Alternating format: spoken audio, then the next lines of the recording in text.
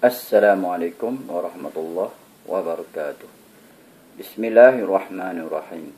Alhamdulillahi rabbil alamin. Wassalatu wassalamu ala asyrafil anbiya'i wal mursalin Sayyidina Muhammad wa ala alihi wa sahbihi ajma'in. Rabbi syrah li sadri wa yassir li amri wahlul 'uqdatam min lisani yafqahu qawli. Subhanaka la ilma lana إلا ما علمتنا إنك أنت العليم الحكيم ولا حول ولا قوة إلا بالله العلي العظيم أما بعد. Alhamdulillah, saya memanjatkan kesyukuran kepada Allah Subhanahu wa taala kerana dengan taufik dan hidayah Allah Subhanahu wa taala dan dengan izinnya dapat kita bertemu lagi dalam siri tazkirah bersama dengan Ustaz Kamaruzzaman Al-Malizi.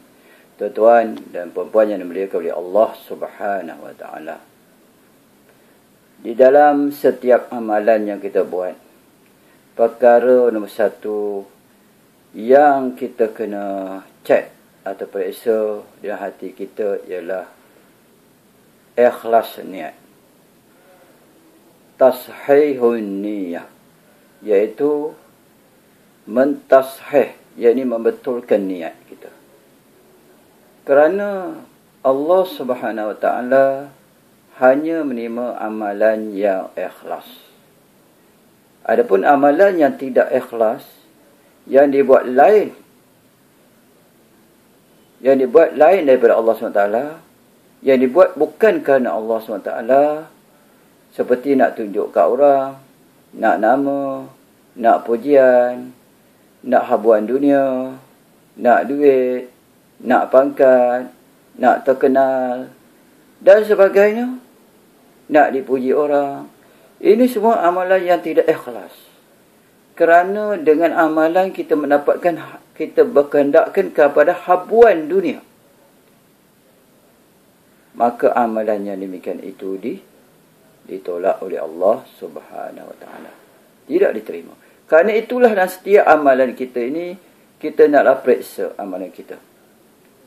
Pada permulaan amalan, kita kena periksa amalan kita. Pada permulaannya, pada pertengahannya dan pada akhirnya. Supaya amalan kita ini tidak dimasuki oleh riak, iaitu kerana nak menunjuk-nunjuk kat orang. Tidak ada ujub, iaitu heran dengan amalan yang kita buat sendiri. Dan tidak ada sum'ah, iaitu memperdengarkan amalan yang kita buat secara sembunyi, diperdengarkan kepada orang supaya kita dipuji orang, atau disanjung orang, atau dimuliakan orang, atau dikatakan orang kita ini seorang yang wara', yang kuat beribadah, yang rajin beramal dan sebagainya. Itu semua adalah niat-niat yang tidak betul, yang tidak ikhlas. Allah SWT hanya menerima amalan yang ikhlas.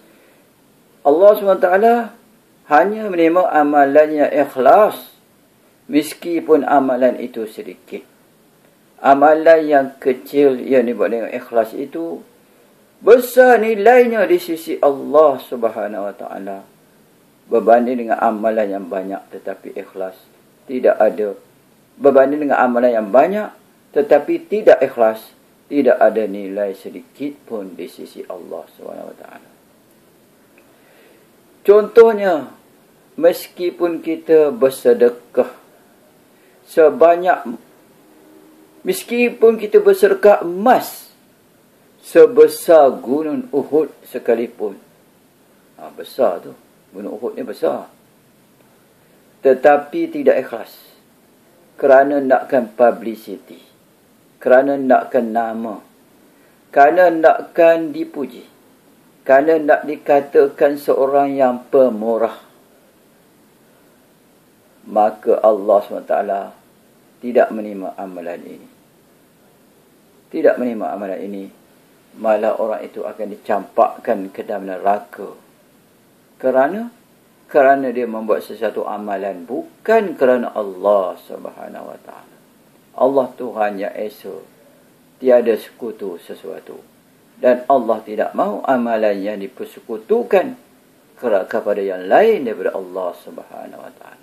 Pada hari akhirat, orang-orang yang ingin menunjukkan amalan ini kepada makhluk, dikatakan kepadanya, tiada balasan lagi pada hari ini. Tak ada balasan lagi pada hari ini. Kamu mintalah pahala kepada orang yang kamu tunjukkan amalan kamu itu. Adakah kamu dapati mereka boleh memberi kamu pahala, balasan? Rugilah orang yang tidak ikhlas.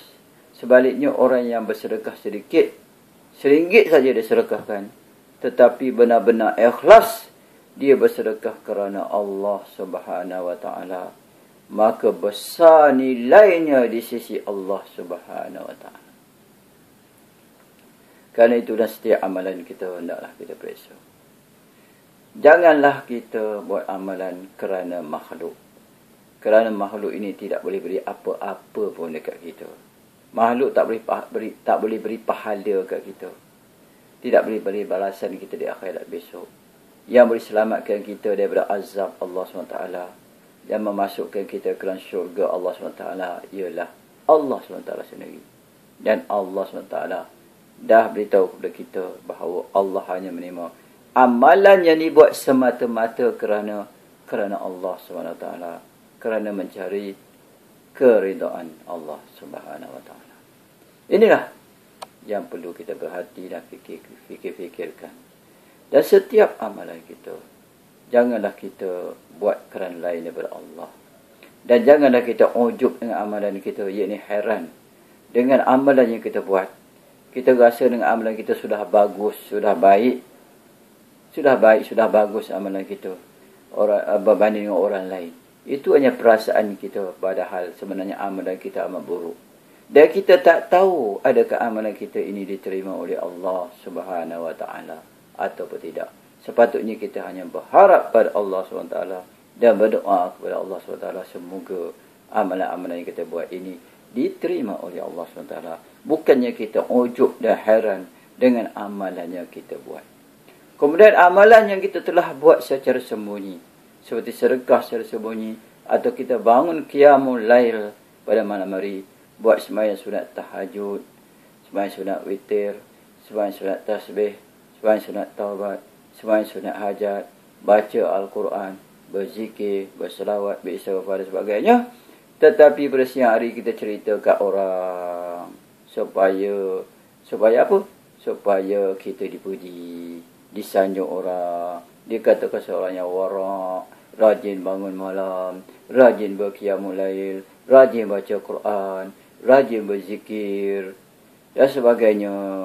Maka Allah SWT akan batalkan amalan kita tadi, pahala amalan tadi. Allah SWT akan batalkan, akan hapuskan pahala amalan yang kita buat. Jadi kita tak dapat pahala kerana ada sum'ah, iaitu memperdengarkan amalan yang kita buat secara sembunyi, cerita kat orang, habis pahala, licin lansai. Sekiranya kita bersedekah,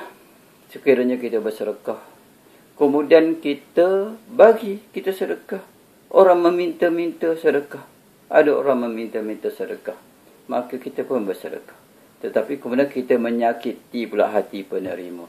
Kita kata kau ni malas bekerja, asyik minta sedekah setiap orang, malas bekerja dan sebagainya. Maka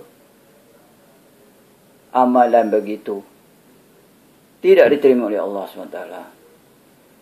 Kemudian amalan yang mengungkit. Kita telah beri sesuatu kepada orang, banyak kita beli dia, kita tolong dia, kita bantu dia macam-macam. Tetapi kemudian apabila berlaku sesuatu hal, kita ungkit balik. Kita kata, alah dia ni, aku tolong dia sekali pun tak tolong aku. Penat je aku tolong dia, tapi dia tak nak tolong aku pun. Ungkit balik.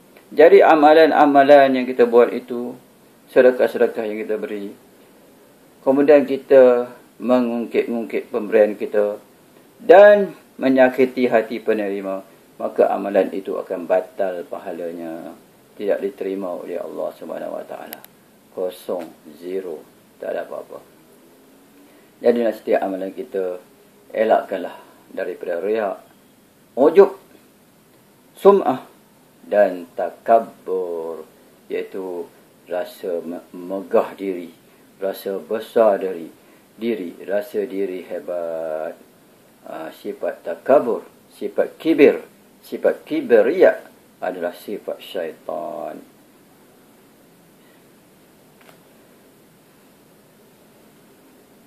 Jadi orang yang bersifat dengan sifat takabur, membesarkan diri, dia akan masuk ke dalam neraka bersama-sama dengan syaitan. Kita ni adalah makhluk hamba Allah yang lemah, yang fakir, yang mengharap pada Allah SWT, yang hakir, yang hina di sisi Allah SWT. Tidak layak kita bersifat takabur, iaitu membesarkan diri.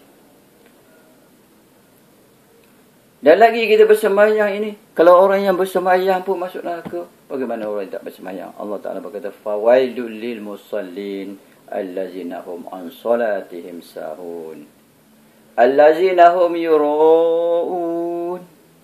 Maka kecelakaan besarlah bagi orang yang bersemayang, mereka yang lalai daripada sembahyang mereka. Dan mereka yang sembahyang nak tunjuk kat orang, nak pamer kat orang, masuk neraka. Masuk neraka, namanya neraka wil.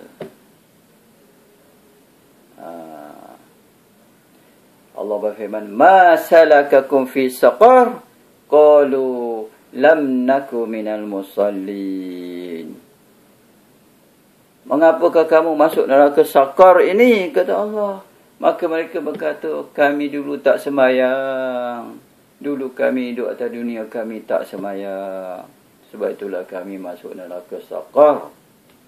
Tak semayang masuk neraka. Semayang pula kalau tidak ikhlas pun masuk neraka. Semayang tapi lalai. Tidak ingat Tuhan. Lupa bilangan rakaat. Fikiran melayang sana sini. Tidak khusyuk. Tidak khudu'. Jadi kita kena sembahyang. Mula-mula kita sembahyang. Yang kedua kita jaga sembahyang.